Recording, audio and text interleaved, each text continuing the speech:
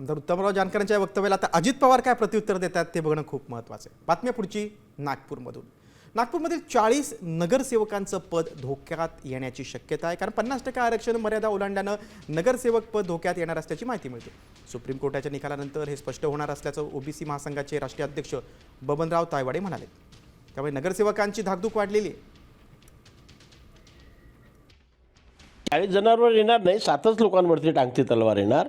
परंतु मी सांगू का तुम्हाला, वारंवार मी सांगितलेलं आहे की याचा विचार करून केंद्र सरकारने याचा विचार करायला पाहिजे राज्य सरकारपेक्षा। आणि केंद्र सरकारने संविधानाच्या कलम 243D6 आणि 243T6 यामध्ये सुधारणा करून स्थानिक स्वराज्य संस्थांच्या निवडणुकीत ओबीसींना 27% आरक्षण राहील अशा प्रकारची जर दुरुस्ती केली तर ओबीसीलाही 27% आरक्षण मिळेल आणि सर्वांना समप्रमाणात न्याय मिळेल।